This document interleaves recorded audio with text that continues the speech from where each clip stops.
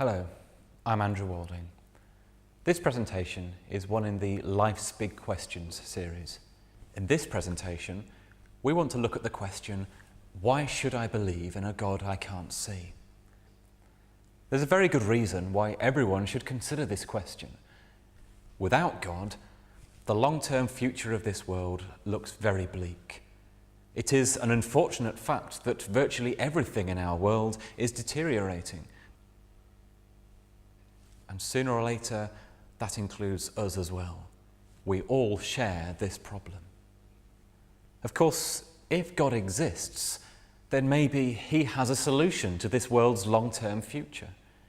If we can find good evidence of a God who is willing and able to help, we should at least consider whether there could be a solution to our problem. We want to show you that there are very good reasons to believe that the God of the Bible has the answer to this question of our long-term future. The same God has answers to other questions as well. We can understand that you may have problems believing in a God you can't see. We like everything to be tangible in this world. We all believe in plenty of things we can't actually see, of course, based on the evidence that we have. The wind would be perhaps a very basic example. We don't see the wind, but we do see what it does.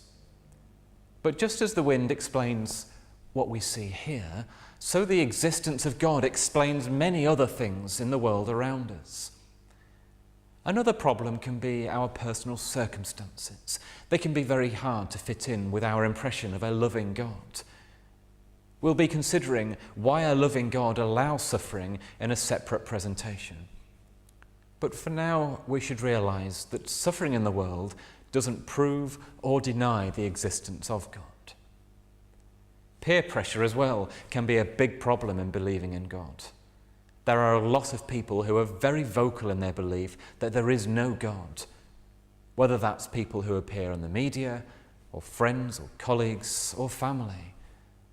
And it can be very easy to go with the flow with what those around us say. And of course, another problem is that we all lead very busy lives. Some things we just don't have the time to spend investigating, whether that's buying a particular brand of a laptop because a friend recommended it, or taking a certain route home because, well, it's the way I've always done it. And we can be like that with God and religion as well.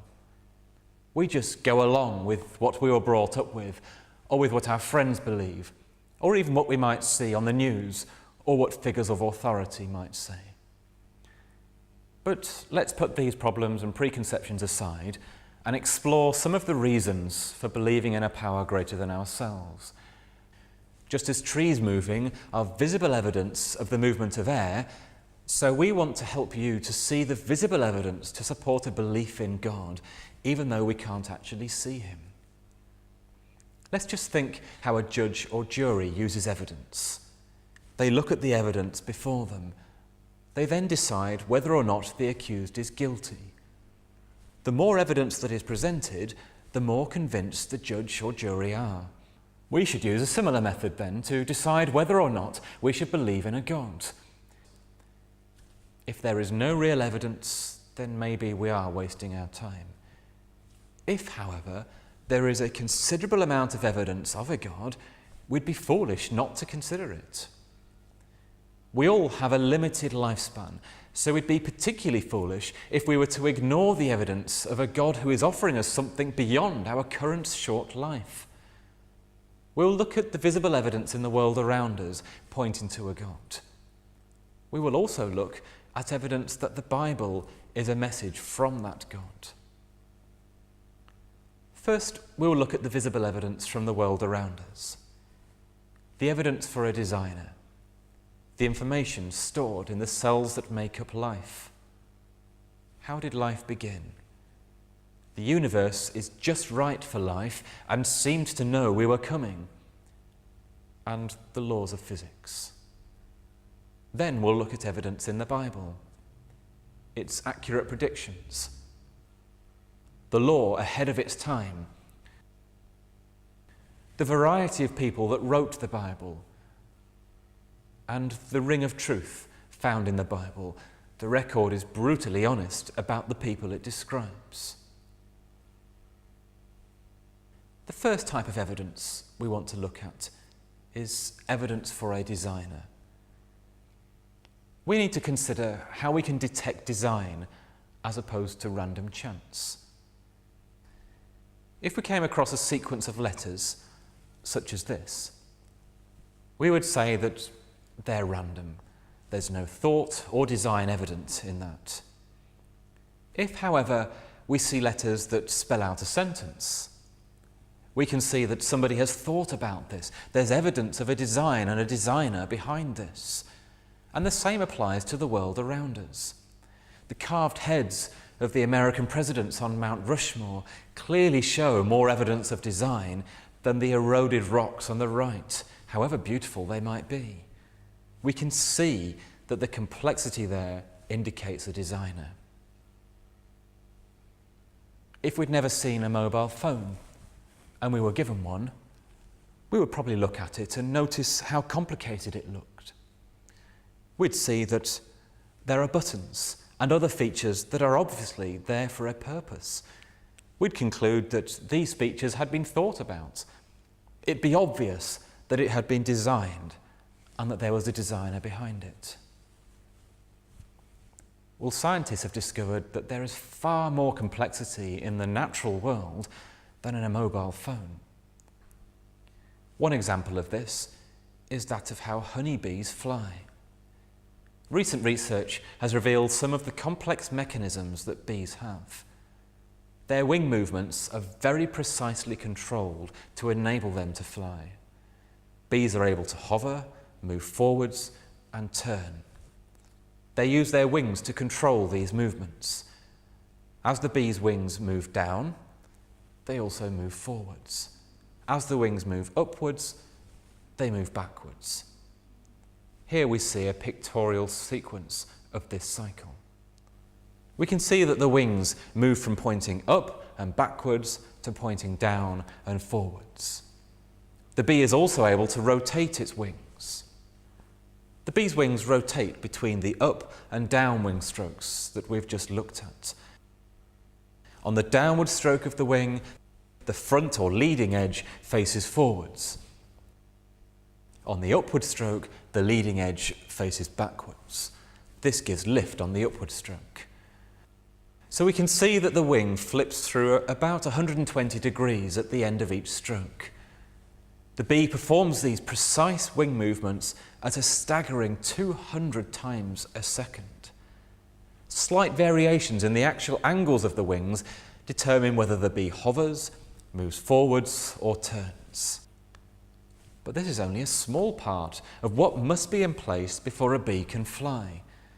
Bees have control systems every bit as complex as those of modern combat aircraft, which take years to design. Bees, like combat aircraft, must have all of these systems in place before they can fly. You'll find out how to obtain more information on these complex systems that enable bees to fly in the booklet accompanying the DVD. So our brief look at the honeybee tells us that all of its complex flight systems must be complete and fully functional before it can fly. This leads us to conclude that bees must have been designed and created fully functional by an intelligence greater than ours.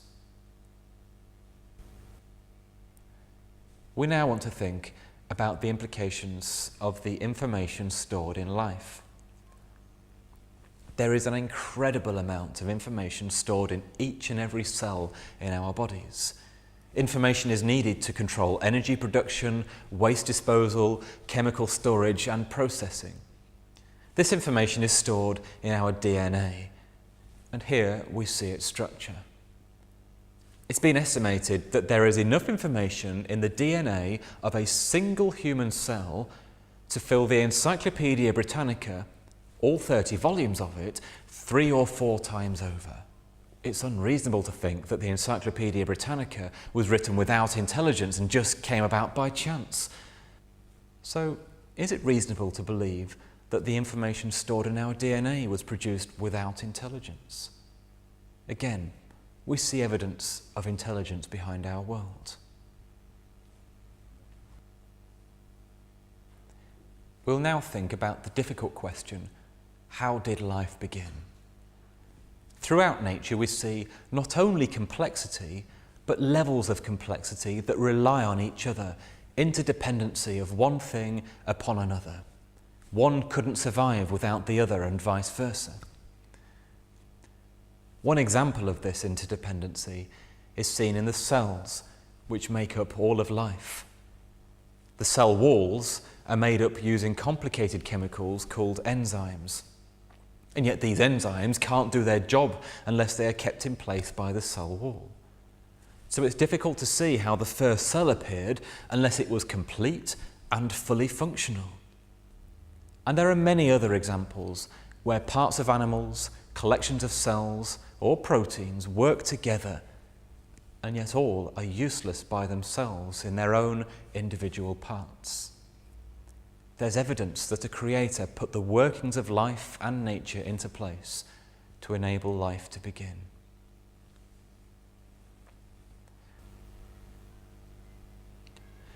Next, we consider the fact that our universe seemed to know that we were coming. A well-known writer, Professor Paul Davies, wrote this in his book, The Goldilocks Enigma. If almost any of the basic features of the universe, from the properties of atoms to the distribution of the galaxies, were different, life would very probably be impossible. A bio-friendly universe looks like a fix or a put-up job, to use the pithy description of the late British cosmologist Fred Hoyle. It appeared to Hoyle as if a super-intellect had been monkeying with the laws of physics. He was right in his impression. Like the porridge in the tale of Goldilocks and the Three Bears, the universe seems to be just right for life in many intriguing ways. No scientific explanation for the universe can be deemed complete unless it accounts for this appearance of judicious design. If we look at our Earth, we find that there are a large number of features about it that are just right to support life. These critical things include the distance from the Sun, the stability of the Sun, the size of the Sun and the Earth, the angle of the axis tilt of the Earth, the speed of its rotation, the proportion of land and sea on the Earth, and the composition of the atmosphere. It looks as though the universe and our Earth have been arranged to support life. Yet again, it seems there is some kind of intelligence behind our world.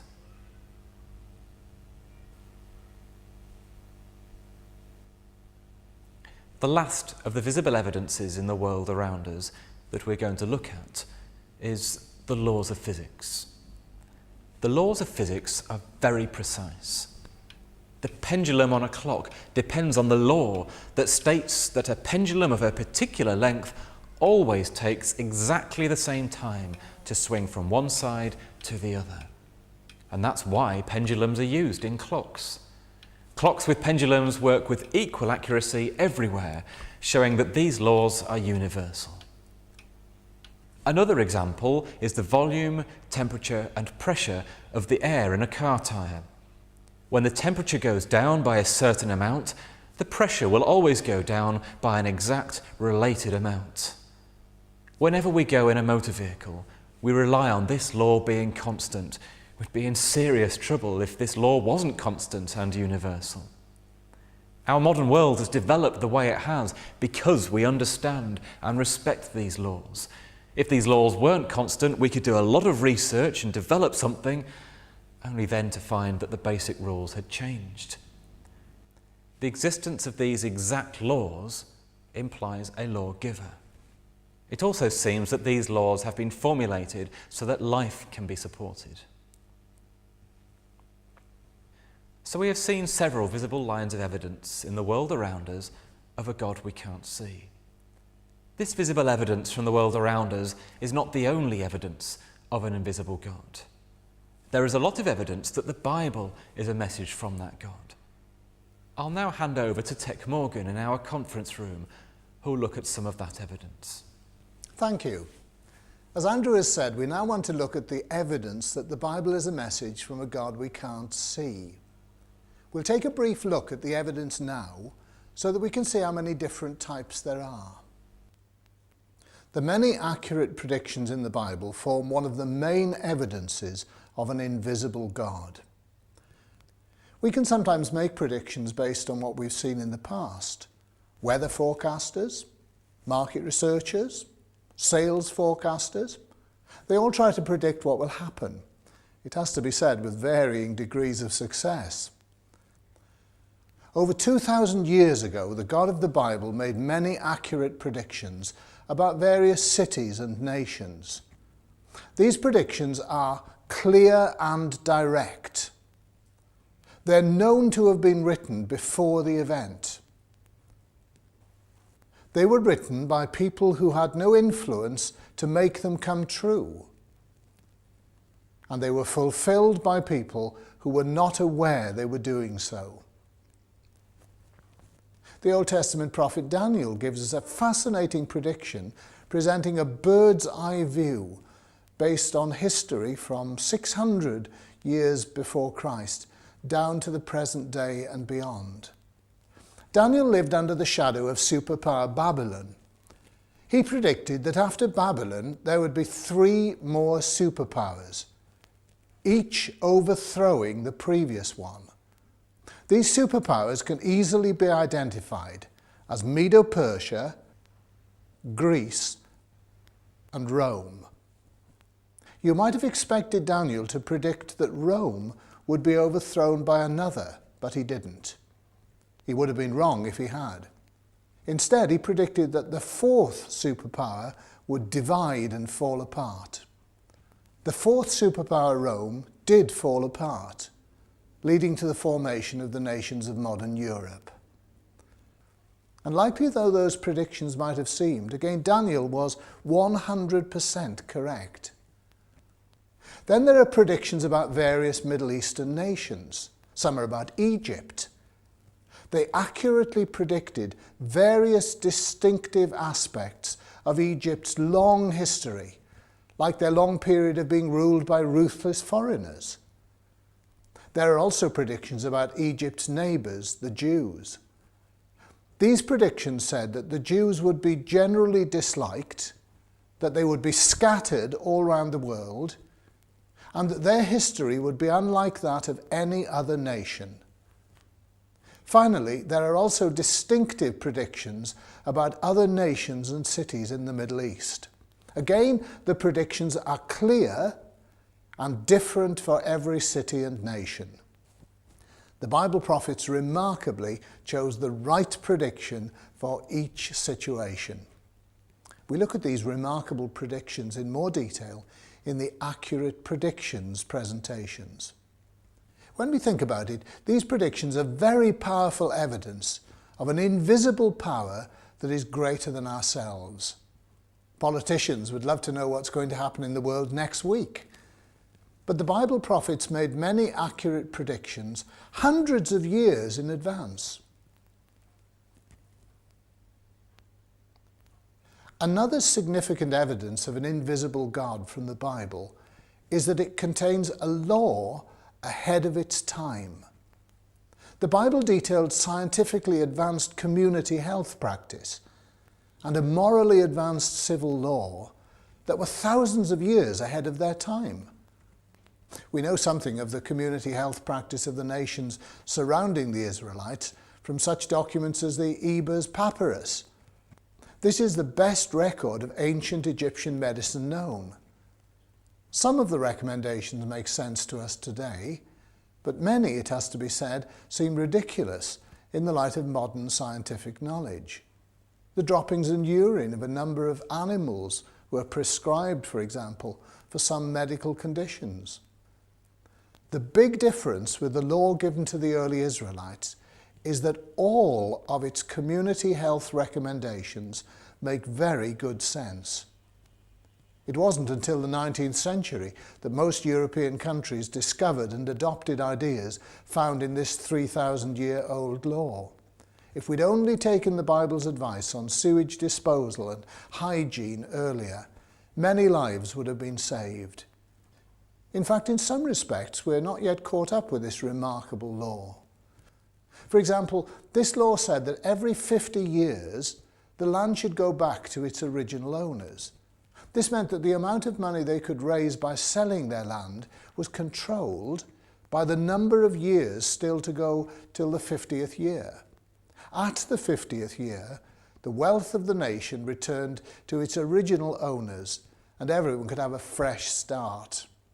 Obviously, things have changed since the days of that law, but it was a very wise provision that limits borrowing and prevents the rich getting richer and the poor becoming poorer. Financial problems caused by borrowing too much might not occur if similar restrictions on borrowing were now in force. Next, we'll think about the variety of people who wrote the Bible. The Bible is made up of 66 individual books. They were written down by people of many occupations, spread over a time period of hundreds of years. Here, we see the large variety of backgrounds, cultures, and time periods from which the writers of the books of the Bible came. As you can see, there is a vast range of backgrounds. If we think about this for a moment, we'll see how remarkable this is. The Bible was written over a period of 1,500 years. Writings from 1,500 years ago would seem quaint and out of date to us. For example, writings from a fisherman who lived in 500 AD would hardly be considered very relevant to a 21st century statesman. Yet in the Bible there is a consistent message about life and its meaning. An evidence of this consistency is the way that echoes of thought are to be found throughout the Bible. These are themes and ideas which keep appearing. Just as sound sometimes produces echoes that come back to us, so the Bible has themes and ideas that keep recurring. There's a book entitled The Treasury of Scripture Knowledge that contains no less than 500,000 Bible links and ideas. It's a very useful book to help us find those echoes. The Treasury of Scripture Knowledge is now to be found in some computer packages. You'll find it very useful if you want to trace those themes and ideas as they recur. So we have one more example of evidence of an intelligence we can't see.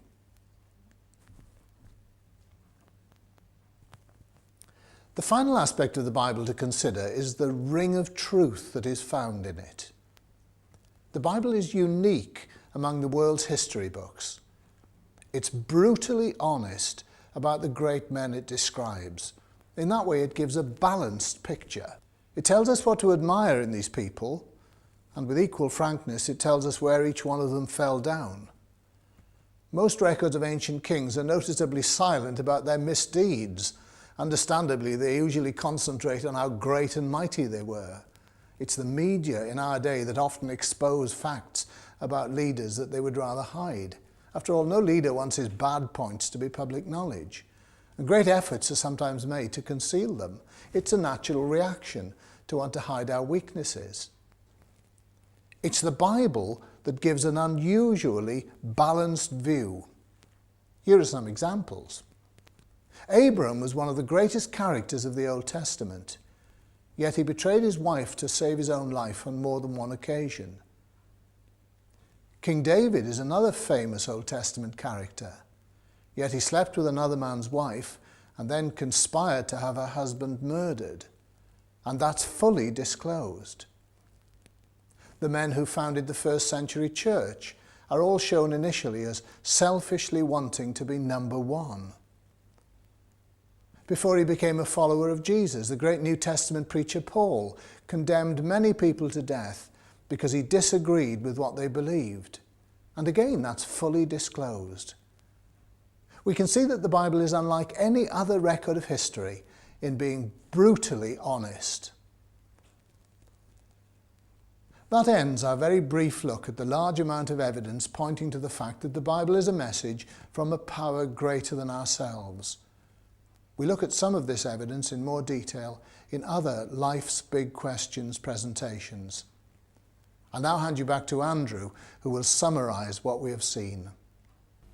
Thank you, Tech.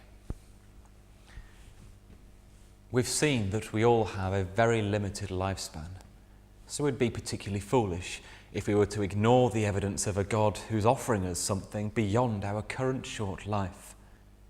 We reminded ourselves that we believe in many things we can't see based on the evidence we have. We can't see the wind, but we can see its effects and so believe that wind is air moving. We have seen that a judge or a jury looks at evidence, and if there are many pieces of evidence all pointing to the same conclusion, that evidence is compelling. Next, we looked at no less than 9 different types of evidence of a God we can't see, and there is more. Hopefully this is enough to make you start thinking about this. We hope you'll want to look at these vital issues in more detail. We saw that complexity indicates a designer.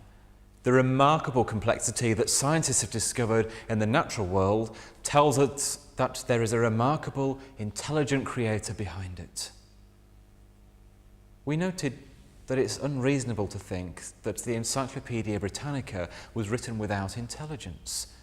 And so we ask, is it reasonable to believe that the phenomenal amount of information in our DNA was produced without intelligence? We saw that it's difficult to see how the first cell appeared unless it was complete and fully functional. And there are many other examples where parts of animals, collections of cells or proteins work together, and yet all are useless by themselves. Next, we saw that there are a large number of features about planet Earth that are just right to support life. It looks as if the universe and our Earth have been arranged to support life. Finally, we saw that the laws of physics are very precise. The existence of these laws implies a lawgiver. We then looked at the evidence of a God we can't see in the Bible. We saw that we can sometimes make predictions based on what we have seen in the past. Weather forecasters, market researchers, and sales forecasters all try to predict what will happen, with varying degrees of success. The God of the Bible, however, has made many predictions, including some that past experience would have indicated would not happen. These predictions have all been proved to be 100% accurate.